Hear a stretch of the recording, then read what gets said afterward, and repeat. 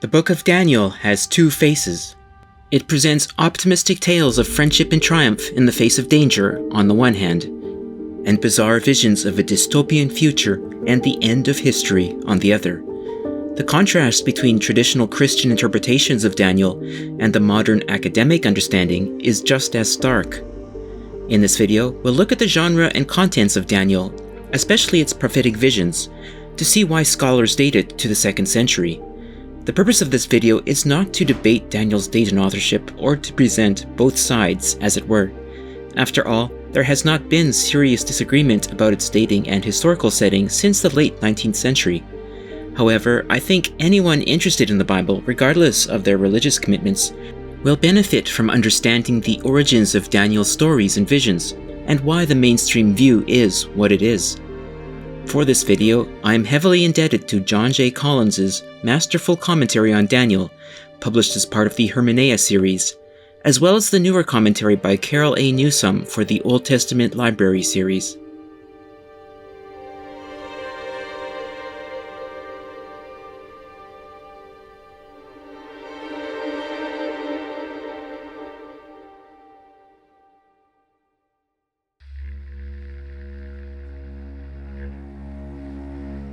One of the most unusual features of Daniel is the shift in genre and narrative style that happens halfway through the book. The first 6 chapters contain a series of short, third-person stories about Daniel and his companions, mostly written in Aramaic. Chapters 7 through 12 consist of prophetic visions that are written in the first person, from Daniel's point of view. With the exception of chapter 7, the second half is written in Hebrew. In short, Daniel feels like 2 different books combined into one volume. Genre-wise, most scholars today describe the first 6 chapters as court tales. Stories in this genre were typically set in Near Eastern royal courts, usually with a wise advisor or courtier as the protagonist. Outside the Bible, this genre includes the well-known tale of Ahikar, as well as stories about Zoroaster in the Persian courts. Within the Bible, Esther and Joseph are key examples. A similar story about a Judean courtier in Persia that didn't make it into the Bible is 4Q550, which exists in 5 copies among the Dead Sea Scrolls. These stories encouraged ethnic pride by featuring Judean exiles who had risen to high positions in foreign courts. They also expressed an optimistic view of the world in which wisdom was rewarded and impetuous monarchs learned the error of their ways. These stories all follow a formulaic plot structure of disgrace and exoneration that is typical of the genre. Chapters 7 through 12 belong to a very different genre, the apocalypse. The purpose of apocalypses was to interpret present-day circumstances through a supernatural lens with a focus on future events and transcendent realities. They usually involved dreams or visions interpreted by an angelic being, and their intent was to influence the beliefs and behavior of the audience. The visions of Daniel fit this definition perfectly. This is important for dating Daniel because it is primarily in the 2nd century BCE and later when we see the apocalyptic genre develop and flourish. It includes works like the Epistle of Enoch, which is part of 1st Enoch, 4th Ezra, 2nd Baruch, and the New Testament Book of Revelation. It was common for apocalypses to be written in the name of a well-known historical figure and to present past events as future predictions, a technique known as ex eventu prophecy. This is not how modern readers are used to thinking about literature. The reality, though, is that apocalypses provided hope and reassurance by presenting past events as being part of a divine plan. These conventions must be kept in mind when studying Daniel.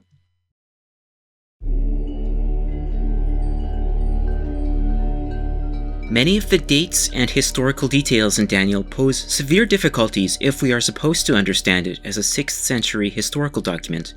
To understand these issues, a quick historical summary is in order. Nebuchadnezzar II became king of Babylon in 605 BCE, during the 5th year of King Jehoiakim of Judah. Jehoiakim died in 598 after ruling for 11 years, and his son Jehoiachin took the throne. But just 3 months later, Nebuchadnezzar captured Jerusalem and exiled Jehoiachin to Babylon.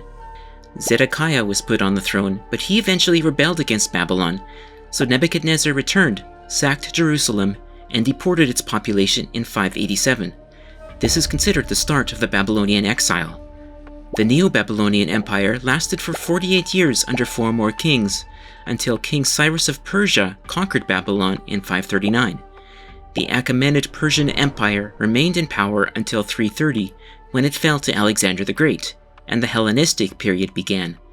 This timeline is firmly established through contemporary Babylonian records, as well as the dates given in 2 Kings and Jeremiah. The protagonist of the Book of Daniel is presented as one of the Judahite nobles exiled to Babylon during the invasion of 598. He is a youth at the time, so maybe 17 or 18 years of age. Now let's look at the very first verse of Daniel.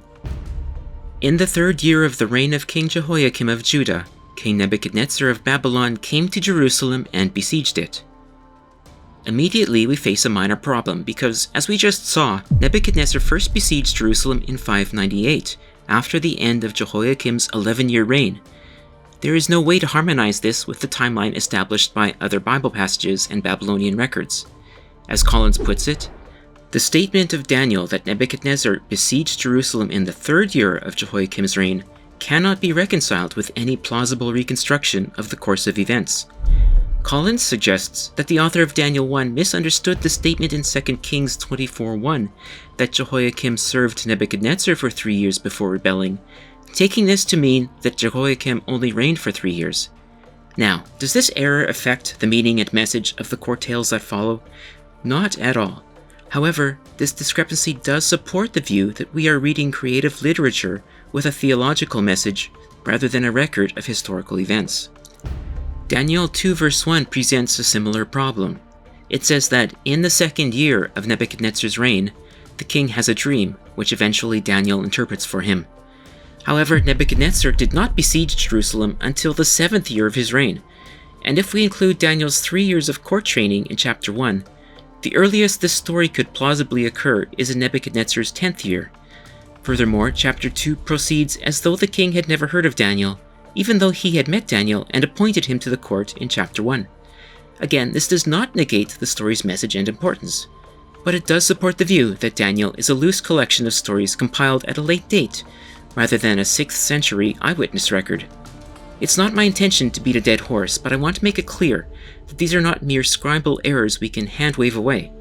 The Book of Daniel demonstrates both diversity of authorship and a consistent preference for interesting storytelling over chronological and historical accuracy. A third chronological problem occurs in Daniel 10 verse 1, which describes a vision given to Daniel in the 3rd year of Cyrus, even though we are told in 1 verse 21 that Daniel's career ended in the 1st year of Cyrus. Collins also notes that here, as throughout the Book of Daniel, the release of the Jewish exiles in the 1st year of Cyrus is ignored. That the most important event of the exile can be overlooked by Daniel is a strong indicator that the book dates from another period with very different concerns. Those who wish to treat Daniel as a contemporary historical record face an even larger challenge in its treatment of Babylonian and Persian rulers. The historical Nebuchadnezzar died in 562. A usurper named Nabonidus took the throne in 556, following the reigns of 3 short-lived kings. In 552, Nabonidus made his son Belshazzar regent and left Babylon to sojourn for 10 years in Tema, Arabia. Nabonidus eventually returned and remained in power until Cyrus the Persian conquered Babylon in 539. Compare that with Daniel chapters 4 and 5. Chapter 4 is a first-person account by King Nebuchadnezzar about how he was afflicted by God with madness and driven away from Babylon for a period of time. Scholars had long suspected that this story was based on Nabonidus' absence. The clincher came when a story called the Prayer of Nabonidus was found among the Dead Sea Scrolls. In this story, Nabonidus gives a first-hand account of how he was stricken by God with a disease in Teman until an unnamed Jewish sage led him to repentance. Scholars now agree that Daniel chapter 4 is an adaptation of the Prayer of Nabonidus, which originally circulated independently from Daniel. As for Belshazzar, Daniel 5, the famous story about the mysterious writing on the wall, describes Belshazzar as the son of Nebuchadnezzar and the king of Babylon leading up to the Persian conquest. As we have seen, that is not historically true, and attempts by apologists to harmonize Daniel 5 with the contemporary historical records of Babylon have not been widely accepted. In my view, such attempts distract from the literary creativity and wonderful storytelling that is on display in these chapters of Daniel. You know how in movies based on true events, multiple historical individuals are often combined into a single movie character for simplicity's sake? That seems to be the case here, with the historical Nabonidus subsumed into the literary character of Nebuchadnezzar. Lastly, there's the problem that, according to Daniel 6:1, Babylon is conquered by someone called Darius the Mede. It's an incontrovertible fact that it was Cyrus the Great of Persia who conquered Babylon. Darius the Mede is not entirely fictitious, however, since he appears to be based on Persian king Darius I, who took the throne in 522 and reorganized the system of satrapies, an act that is attributed to Darius the Mede in Daniel 6. We'll see shortly why the author of Daniel might have introduced this character. Interestingly, the Old Greek version of Daniel names Belshazzar's successor as Xerxes, king of the Medes, rather than Darius the Mede, raising the question of which version is original. Darius is mentioned again in Daniel 9:1, where he is called the son of Xerxes. Here as well, there is a vague connection to the historical Persian kings Darius and Xerxes, but the relationship is reversed. Darius I was the father of Xerxes.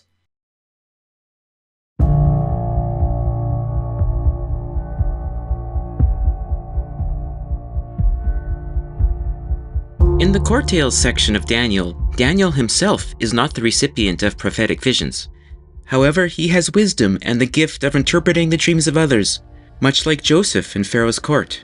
In chapter 2, Nebuchadnezzar has a dream about a statue made of 4 metals, a head of gold, chest and arms of silver, midsection and thighs of bronze, legs of iron, and feet of iron and clay. The use of these 4 metals as metaphors for periods of history is well attested in both Greek and Persian literature. In Daniel, the metals represent 4 kingdoms. The first is explicitly Babylon, but what about the other 3? A quick history refresher might help here. For 3 centuries, the Assyrian Empire had dominated the Near East, controlling both Mesopotamia and the Levant. When Assyria fell, it was succeeded by the Babylonian Empire and the larger Median Empire, which existed concurrently. The Medes fell to the Achaemenid Persians in 550, and Babylon fell soon after. The Persian Empire lasted until 330, when it was conquered by the Greeks under Alexander the Great. After Alexander's death, his kingdom was divided among his generals and family members, known as the Diadochi, meaning successors. Now, the ancient Persian and Greek historiographers viewed history as a series of 3 great empires: Assyria, Media, and Persia. We see this in the writings of Herodotus and Ctesias, the Persian physician, as well as the Jewish book of Tobit and the Jewish Sibylline oracles.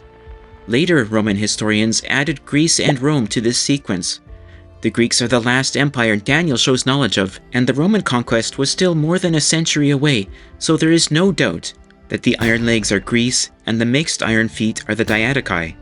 The silver and bronze must then be the Medes and the Persians. As we shall see, this 4-kingdom sequence is the historical framework by which all the visions of Daniel are structured. Except that because the story begins with the Babylonian exile, Babylon takes Assyria's place. The result is a bit incongruous, as it requires an intermediate role for the Medes, even though, in historical terms, the Medes never ruled the Jews and fell to Persia before Babylon did. The compiler of Daniel, however, reinforced the Babylon-Media-Persia sequence by inventing the character of Darius the Mede to rule between Babylon and Persia.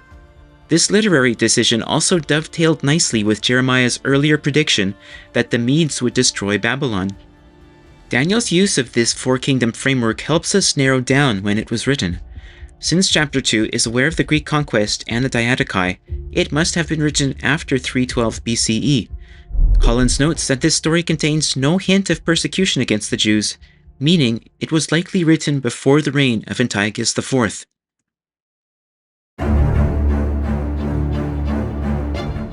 At this point, I need to explain who Antiochus IV was, because he's extremely important to Jewish history. After Alexander's death, Judea was first ruled by the Ptolemaic kingdom and then by the Ptolemy's rivals, the Seleucid Empire. The Seleucid kings were friendly toward the Jews until Antiochus IV came to power in 175. He intervened in a simmering Judean civil war, whose causes and factions remain poorly understood. In the course of his intervention, Antiochus sacked Jerusalem and outlawed Jewish temple rituals, replacing them with sacrilegious practices and a cult devoted to Zeus. These events are described in 1st and 2nd Maccabees and by Josephus, though the actual details of Antiochus' oppression are still debated. Regardless, this was a dark time for the Jews, and it set the stage for Jewish resistance and independence movements. And now, back to Daniel.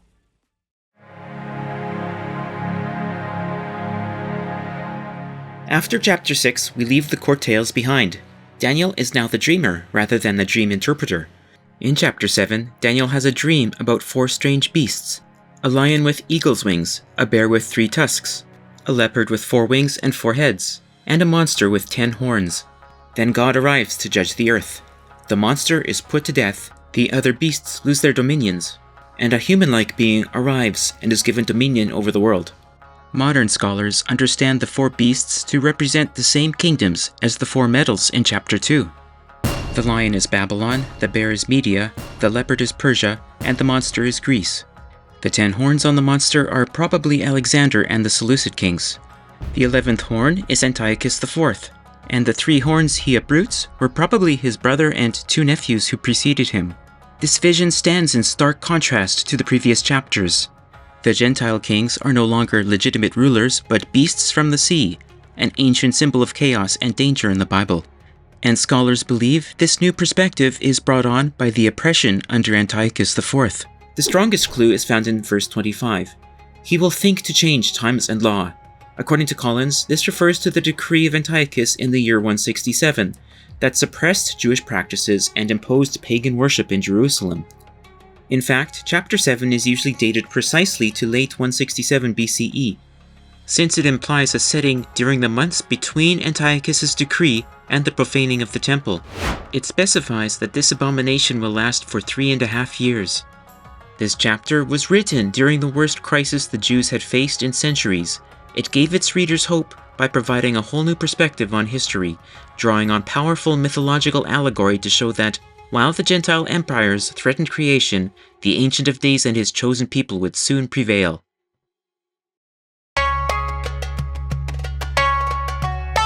In chapter 8, Daniel has a vision about a ram with 2 horns that is explicitly said to represent the Medes and the Persians. One horn is longer and grows after the first horn, indicating that the sequence of Media followed by the stronger Persian Empire still applies. Then a goat representing Greece destroys the ram. It has a great horn, which is transparently Alexander, but the horn is shattered at the height of the goat's strength, a reference to Alexander's sudden death in 323. In its place, there grow 4 new horns, Alexander's 4 generals who split up his empire. The small horn that grows from one of the 4 in verse 9 is Antiochus IV. You get the picture. These metaphors summarize the same events as the previous chapter. Verses 11 through 14 describe Antiochus suppressing the temple sacrifices and offerings. The angel in the vision states that this situation will last for another 2,300 offerings, or 1,150 days, slightly less than 3.5 years. This implies, according to Collins, that chapter 8 was written a bit later than chapter 7. In verse 17, Daniel is told that this vision is for the time of the end, implying that the crisis with Antiochus and the temple will culminate in the end of history. According to Newsom, this chapter contains allusions to the book of Zechariah.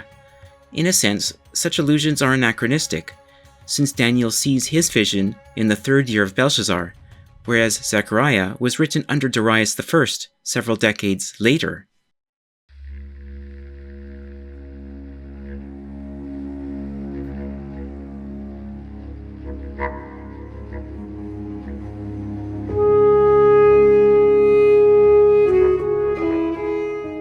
In chapter 9, Daniel is reading Jeremiah's prophecy that the exile will last 70 years, when the angel Gabriel comes to him in a vision and gives him a new prophetic timeline spanning 70 weeks of years, that is, 490 years, divided into 3 segments. The vision mentions an anointed prince who rules Jerusalem after the exile, and after an extended period of time, another anointed one who gets killed. Finally, the ruler who is to come, Antiochus of course, will attack Jerusalem and stop the temple sacrifices for 3.5 years.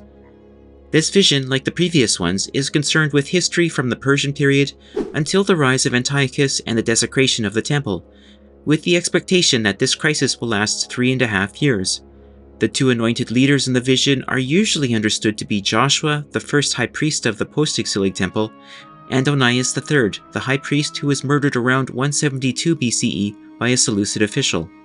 Onias' murder is described in 2 Maccabees chapter 4. Historically, Christians have tried to equate the murdered anointed one of chapter 9 with the death of Christ, but Daniel is clearly dealing with a Jewish crisis 2 centuries earlier. Protestants who promote the modern doctrine of dispensationalism also impose various esoteric interpretations of the 70-week timeline to make it conform with their ideas about the rapture and the second coming. Such interpretations are blatantly agenda-driven and do not take the actual text of Daniel seriously. Moreover, the 490-year span does not fit any set of dates perfectly and should be seen as schematic. For the author, the symbolism of the number 7 and its multiples takes precedence over historical exactitude.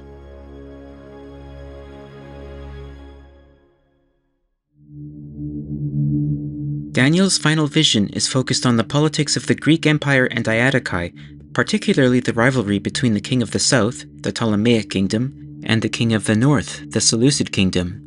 Every detail in these chapters aligns with known events from that period.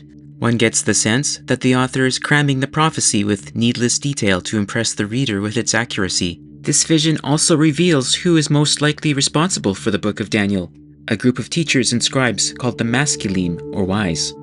This group is described as remaining faithful and instructing the Judeans during Antiochus' oppression. Similar groups of pious scribes would later play a prominent role in the resistance against the Romans. The vision of chapter 11 goes further than the other visions, by predicting the sudden death of Antiochus in Judea following his invasion of Egypt in 168 BCE, his return to Jerusalem, and his desecration of the Jewish temple. This did not happen, however. The Parthians attacked Seleucid territory in 167, so Antiochus took his army east to stop them. He died on his way home from that campaign in the year 164. His death in Persia is recorded by numerous ancient accounts, including Polybius, Josephus, and 1st and 2nd Maccabees. After these events, Daniel 12 describes the end times, saying that Michael will come and deliver Israel.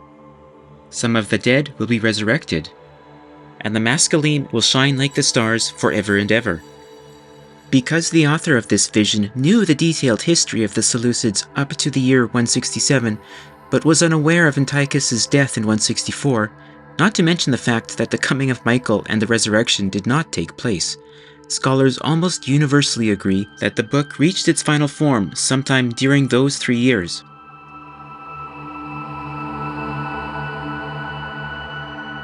There are many other reasons scholars date Daniel to the Maccabean period, such as its late vocabulary and grammar, Greek loanwords, and late theological innovations, including named archangels and the idea of an end-times resurrection. Michael and Gabriel, for example, do not appear in any Jewish literature until 1st Enoch in the 3rd century BCE. There's also the fact that the character Daniel is not mentioned by any external text until 1st Maccabees 160, dated to about 100 BCE. Ben Sira's summary of Jewish history, written around 200 BCE, fails to mention Daniel. The Daniel, who is mentioned in Ezekiel 14:14 and 28:3, is a legendary king known from the ancient Canaanite legend of Akhat, and the biblical Daniel might be named after him. Every single fact we have about Daniel's genre, language, theology, and knowledge of history points to a 2nd century date. In her commentary on Daniel, Carol Newsom asks how a book that so spectacularly failed to predict an eschatological culmination of history, her words, could continue to have meaning for readers in later times. Her answer is that the rhetoric of mystery established in chapter 2 and in the apocalyptic chapters ensured its longevity by teasing the reader with the sense that there is a hidden pattern in the text. Throughout its history, those who believed the revelations of Daniel must be true looked to their favorite experts for new interpretations of the symbols it contained. We see this already in the book of Revelation, which incorporates the contents of Daniel 7 into a new vision about Nero and the Roman Empire. Thus, Daniel has become a prophet for all ages. That doesn't mean we get to ignore its history, however.